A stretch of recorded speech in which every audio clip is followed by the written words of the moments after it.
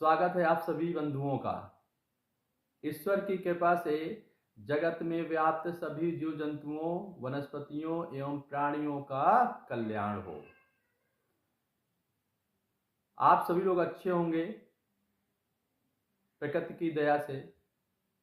और श्रोताओं, आज से हम प्रकृति के बारे में ही वर्णन करेंगे। तो आज हम समझेंगे कि प्रकृति पूजा क्यों जरूरी है, प्रकृति की समझ क्यों जरूरी है। अगर आप अपने रिश्तों को मजबूत बनाना चाहते हैं, अपना स्वास्थ्य ठीक रखना चाहते हैं और यदि आप शांतिपूर्ण जीवन जीना चाहते हैं तो आपको प्रकृति को समझना होगा, उसकी पूजा करनी होगी, उसमें आस्था रखनी होगी, उसको सजाना और संवारना होगा, बिल्कुल उसी तरीके से जिस तरीके से हम अपने आप को सजाते और संवारते हैं। कोई बीमारी पता चल जाती है तो उसका क्या करते हैं, समाधान करने की कोशिश करते हैं। इसी तरह से हमें अपनी प्रकृति की भी देख रेख करनी है। अच्छा, कथा सुनाने वाला अच्छा हो तो कथा सुनने में बहुत आनंद आता है। जैसे आप सभी लोग मुस्कुरा मुस्कुरा के सुना करते हैं और मन को एक अलग शांति या प्रसन्नता प्राप्त होती है।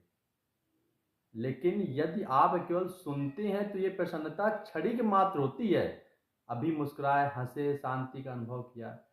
लेकिन यदि आप सुनने के बाद उसके आदर्श और उसके नैतिक मूल्यों का अनुसरण करते हैं तो आप पूरे जीवन खुश रह सकते हैं मेरे साथियों। तो सोचना आपको है कि पूरे जीवन खुश रहना है या आप क्षणिक मात्र खुश रहना। तो क्षणिक तो कोई खुश नहीं रहना चाहता है। सभी चाहते हैं कि हम लंबे समय तक अपने आप को खुश रखें, हमारा जीवन हमेशा क्या हो, खुशमय हो। तो इसलिए साथियों, अगर आप लंबे समय तक जीवन को खुश रखना चाहते हैं तो जो सार आपको नैतिक लगते हैं, जो आदर्श नैतिक होते हैं, उनका अनुसरण कीजिए, उनके अनुसार चलिए। तो हमने कहा हम प्रकृति की पूजा क्यों करना है, उस पर हम चर्चा करेंगे। हम सभी प्रकृति का अंश हैं, ये बात आप सभी लोग जानते हैं, क्योंकि हमारा शरीर प्रकृति के 5 तत्वों मिट्टी, जल, अग्नि, वायु और आकाश से बना हुआ है और प्राकृतिक संसाधनों का प्रयोग कर ही हम अपना जीवन जीते हैं और यही लोक के भौतिक सुखों का भोग करते हैं। ये लोग का मतलब इस धरती पर जब हम अपने जीवन यापन कर रहे हैं, इस धरती पर जो हम अपने आप को स्थिर करे हुए हैं, जो सुख ले रहे हैं, इनको हम भौतिक सुख बोलते हैं। और जब हम ई लोक से परलोक बोलते हैं ना माता बहने, कि हम स्वर्ग में, या जो भी इंसान सोचता है कि स्वर्ग को हम प्राप्त करना चाहते हैं तो उसके लिए आप कई सारे साधन का प्रयोग करते हैं। वो साधन भी प्रकृति के शरण में ही रहकर किए जाते हैं, ठीक है ना। इसलिए चाहे ई लोक के सुखों की प्राप्ति करनी हो, चाहे परलोक के सुखों की प्राप्ति करनी है, हमें सभी को प्रकृति के नियमों का, प्रकृति के सिद्धांतों का या प्रकृति के शरण में रहना पड़ता है। इसलिए हम प्रकृति की रक्षा की बात करते हैं। प्राकृतिक तत्व हमारे और हमारे ईश्वर के बीच संचार का काम करते हैं। जैसे अग्नि, वायु, जल, ये सभी जो होते हैं ये हमारी बात को ईश्वर तक पहुंचाने का माध्यम है। इसीलिए देखा होगा माता मैंने कि जब हम कभी पूजा करते हैं तो हम अग्नि को जलाते हैं, इसके बाद ही पूजा करते हैं, अर्थात हमारी बात ईश्वर तक पहुंचाने का कार्य करते हैं ये सभी। और दूसरा, प्राकृतिक परिस्थितियां ही धर्म का सृजन भी करती हैं। इस पर हम विस्तृत से चर्चा करेंगे। इसलिए हम प्रथम दृष्टया प्रकृति उपासक ही बनते हैं। तो बोलो प्रकृति मैया की जय। अच्छा, प्रकृति हमें केवल जीवन ही नहीं देती है साथियों, बल्कि जीवन जीना भी सिखाती है। प्रकृति को समझना क्यों जरूरी है, आइए एक लव कथा से समझते हैं। तो एक जो है हमारा एक शिष्य है जिसको ज्ञान प्राप्त करना है, जिसको शिक्षा प्राप्त करनी है। वो शिक्षा प्राप्त करने के लिए गुरुकुल में जाता है। वहां गुरुजी से कहता है कि गुरुजी मुझे अपनी शरण में लीजिए और मुझे अपना आशीर्वाद दीजिए, मुझे शिक्षा प्रदान कीजिए।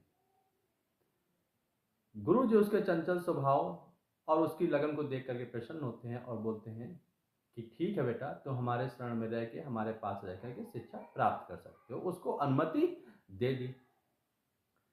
जिस दिन अनुमति दी उसके अगले दिन ही गुरुजी को जाना पड़ा किसी काम से बाहर कुछ समय के लिए। तो जहां पर गुरुजी बैठते थे उनके पास दो वृक्ष थे। एक था उनके पास गुलाब का वृक्ष, गुलाब का पेड़ लगाए थे, और दूसरा पौधा जो था वो एलोवेरा का था। दोनों ही पौधों से भली भांति सभी लोग परिचित भी होंगे। तो गुरुजी ने चलते समय उस शिष्य से कहा कि देखो शिष्य, जब तक मैं वापस ना आ जाऊं तुम इन दोनों पेड़ों की देख रेख करना, इनको मुरझाने मत देना।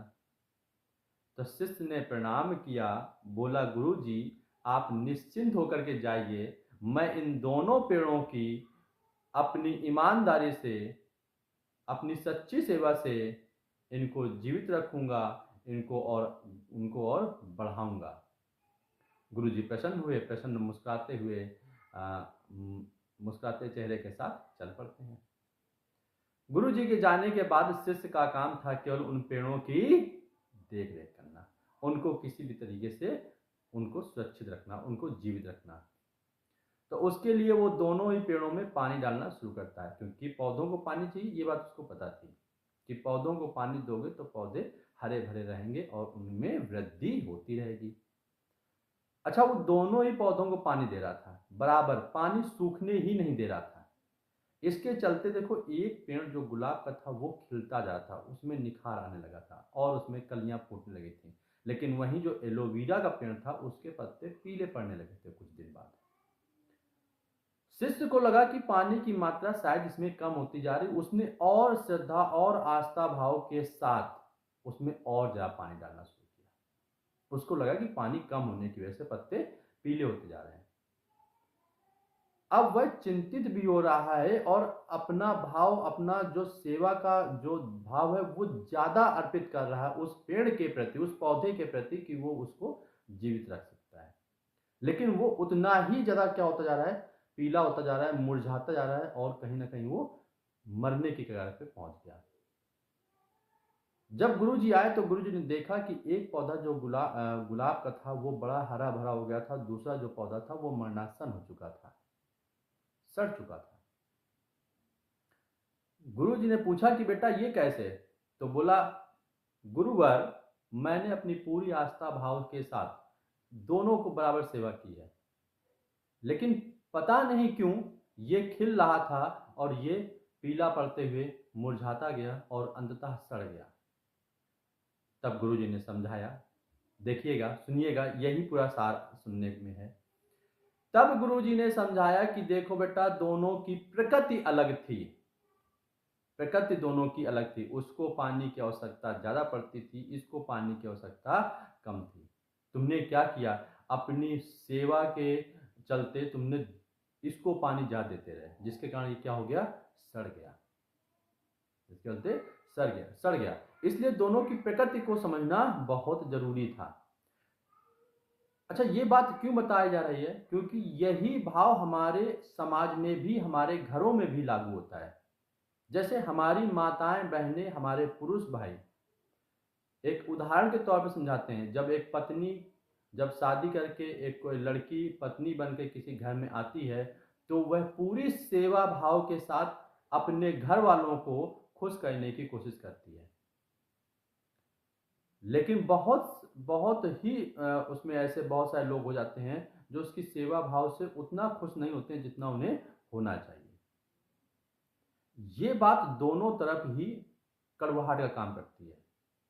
इसलिए वहां पौधा तो नहीं बता सकता था, या वो शिष्य पौधे से तो बात नहीं कर सकता था कि तुम्हें क्या जरूरत है, कि तुम क्यों मुरझा रहे हो, क्या मैं तुम्हारी सेवा नहीं कर पा रही हूं, वहां तो नहीं पूछ सकते थे। लेकिन मनुष्य में ये पूछा जा सकता है कि मेरी इतनी सेवा करने के बाद पतिदेव आप मुझसे नाराज क्यों रहते हैं? पूछा सकता ना। या पति अपनी पत्नी से पूछ सकता है कि मैं हर एक चीज की अपनी तरफ से पूरी कोशिश करता हूं, फिर तुम उदास क्यों रहती हो सकता है ना कि उसके अनुरूप ना कर पा रहे हो आप, उसकी प्रकृति के, जो उसकी प्रकृति है उस प्रकृति के अनुसार ना कर पा रहे हो आप। तो इसलिए रिश्तों में मिठास लाने के लिए सभी को एक दूसरे की प्रकृति समझनी अनिवार्य है। इसी प्रकृति के द्वारा ही हम अपने रिश्तों को और मजबूत बना सकते हैं। तो सबसे पहले घरों में सभी माताएं बहनें, सभी हमारे पुरुष भाई घर में एक दूसरों की प्रकृति के अनुसार ही काम करें, तो सभी लोग का जीवन मंगलमय होगा, खुशहाल होगा और हमेशा खुशियों से भरा रहेगा। समझ गए? तो बोलो प्रकृति मैया की जय हो।